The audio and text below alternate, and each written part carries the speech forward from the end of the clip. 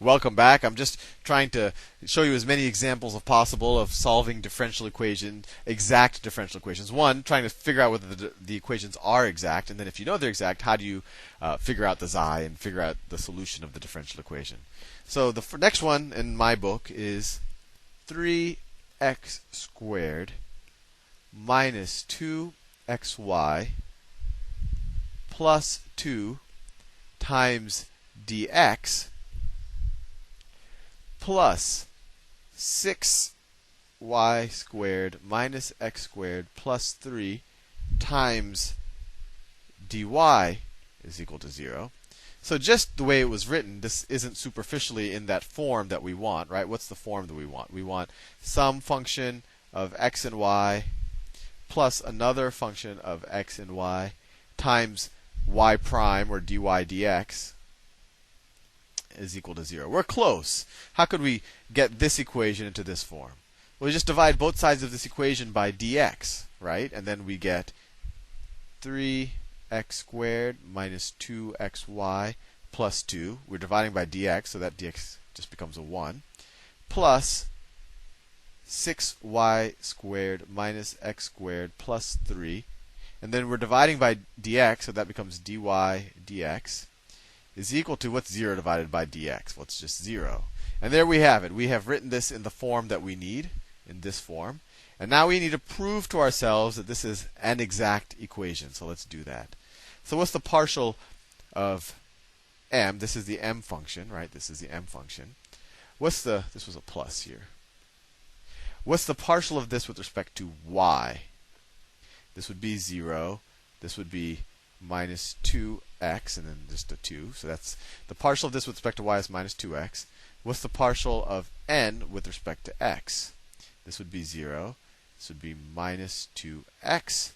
So there you have it. The partial of m with respect to y is equal to the partial of n with respect to x, and y is equal to nx. So we are dealing with an exact equation. So now we have to find xi. The partial of xi with respect to x is equal to m, which is equal to 3x squared minus 2xy plus 2. Take the antiderivative with respect to x on both sides, and you get xi is equal to x to the third minus, what is this, x squared y, because y is just a constant, plus 2x plus some function of y, right? Because we know xi is a function of x and y. So when you take a derivative when you take a partial with respect to just x, a pure function of just y would get lost. So it's like the constant when we first learned taking antiderivatives. And now to figure out xi, we just have to solve for h of y. And how do we do that? Well, let's take the partial of xi with respect to y. And that's going to be equal to this right here. So the partial of xi with respect to y, this is 0. This is minus x squared. So it's minus x squared. This is 0. Plus h prime of y is going to be equal to what? That's going to be equal to our n of xy. It's going to be equal to this. And then we can solve for this. So that's going to be equal to 6y squared minus x squared plus 3. Can add x squared to both sides to get rid of this and this. And then we're left with h prime of y is equal to 6y squared plus 3. Antiderivative. So h of y is equal to, what is this, 2y cubed plus 3y. And you could put a plus c there, but the plus c merges later on when we solve the differential equation, so you don't have to worry about it too much. So what is our function xi? I'll write it in a new color. Our function xi as a function of x and y is equal to x to the third minus x squared y plus 2x plus h of y, which we just solved for. So h of y is plus 2y to the third plus 3y. And then there could be a plus c there, but you'll see that it doesn't matter much. Now, actually, I want to do something a little bit different. I'm not just going to chug through the problem. I want to kind of go back to the intuition because I don't want this to be completely mechanical. Let me just show you what the derivative, using what we knew before you even learned anything about the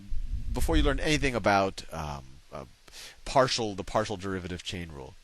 What is the derivative of xi with respect to x? What is the derivative of xi with respect to x? Here we just use our implicit differentiation skills.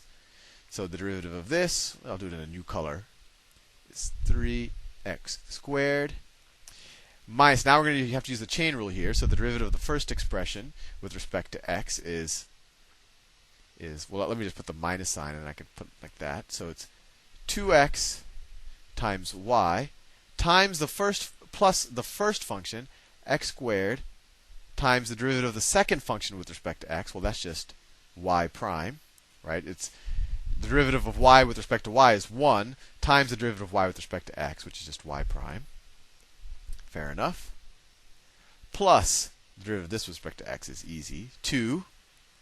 Plus the derivative of this with respect to x. Well, let's take the derivative of this with respect to y first. We're just doing implicit differentiation in the chain rule.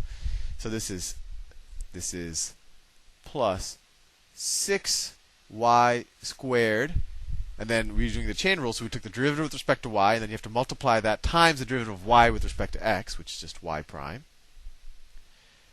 Plus the derivative of this with respect to y is 3 times, just doing the chain rule, the derivative of y with respect to x, so that's y prime.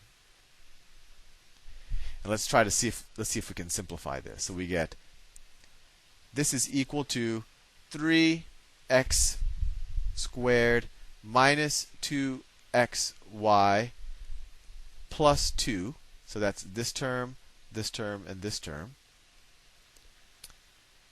Plus, let's take all the y, let's just put the y prime outside. Y prime times, so you have a negative sign out here, minus x squared plus 6y squared plus 3. So this is the derivative of our xi as we solved it. And notice, look at this closely, and notice that is the same, hopefully it's the same, as our original problem. What was our original problem that we started working with? The original problem was 3x squared minus 2xy plus 2 plus 6y squared minus x squared plus 3 times y prime is equal to 0. So this was our original problem. And notice that the derivative of xi with respect to x, just using implicit differentiation, is exactly this. So hopefully this gives you a little intuition of why we can just rewrite this equation as the derivative with respect to x of xi, which is a function of x and y, is equal to 0. Because this is the derivative of xi with respect to x. I wrote it out here. It's the same thing. It's right here. Right? So that equals 0. So if we take the antiderivative of both sides, we know that the solution of this differential equation is that xi of x and y is equal to c is the solution. And we know what xi is, so we just set that equal to c, and we have a solution to the differential equation, all this defined implicitly. So the solution, you don't have to do this every time. This step right here, you wouldn't have to do if you were taking a test unless the teacher explicitly asked for it. I just wanted to kind of make sure that you know what you're doing, that you're not just doing things completely mechanically, that you really see that the derivative of xi really does give you, like we solved for xi, and I just want to show you that the derivative of xi with respect to x, just using implicit differentiation and our standard chain rule, actually gives you the left-hand side of the differential equation, which was our original problem. And then that's how we know that the derivative of xi with respect to x is equal to 0, because our original differential equation was equal to 0. You take the antiderivative of both sides of this, you get the derivative, you get xi is equal to c, is the solution of the differential equation. Or if you wanted to write it out, xi is this thing.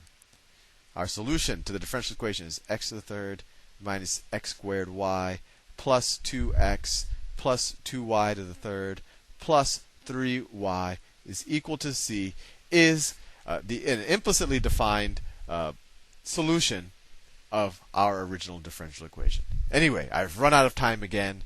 I will see you in the next video.